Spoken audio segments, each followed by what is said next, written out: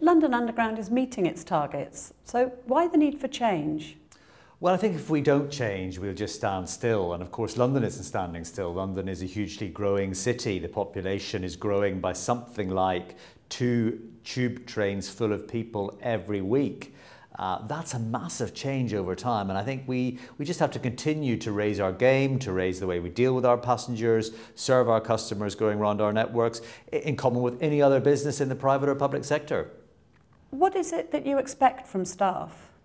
Well, I really expect them just increasingly to be able to provide that personal service to our passengers. Now, clearly there's a large number of people using the tube who travel through every day without really the need to have any human interaction or intervention from our people on the ground because their journeys are without fault, without trouble, without any problem for them. But there's also a huge need, I think, to ensure that people who are less familiar with our network, who are perhaps travelling at times when there's some engineering work going on, or people who are facing a disruption to their service at a particular time, they just need that extra bit of assistance and help, and that's what our staff can bring, I think, quite uniquely in London Underground, and I'm determined that we continue to improve that.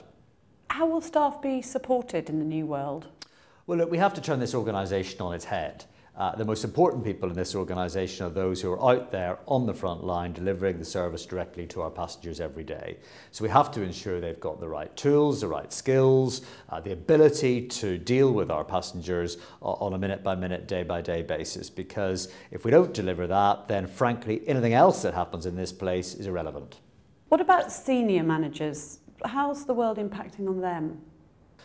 Well, I think again for senior managers, you know, that visible leadership of their people, that being out and about among their people increasingly is really important. You know, in any service business, I think you are really only as good as the last piece of service you offered every single passenger that travels on the network. So senior managers, managers at all levels, directors at all levels, managing directors indeed as well, have to give that leadership by being out there, being able to support people in the jobs that they do. And I realise there's a huge demand on people's time, but if we are going to succeed, if we are going to take this place to the next level, this is going to be more and more essential going forward.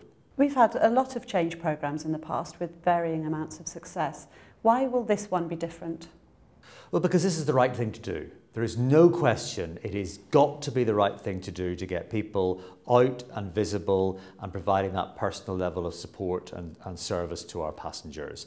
And I'm determined this will succeed. This is not a cost-saving exercise. This is not about doing something just because it's the latest fad or somebody else has told me to do this. This is really at the centre of us seriously putting our passengers at the very heart of what we do on this network. Never before have I been so determined to see something through as I am this time. If you could choose one behaviour that you would like to see all Centurion managers displaying, what would that be? I think active is the one I would say most. You know, be active, be out there, be active in being demanding of those who work in the specialist services that are there to support you. Don't take no for an answer, be intolerant of mediocrity and drive for success from yourself, for your colleagues and from your team. Thank you very much. Thank you.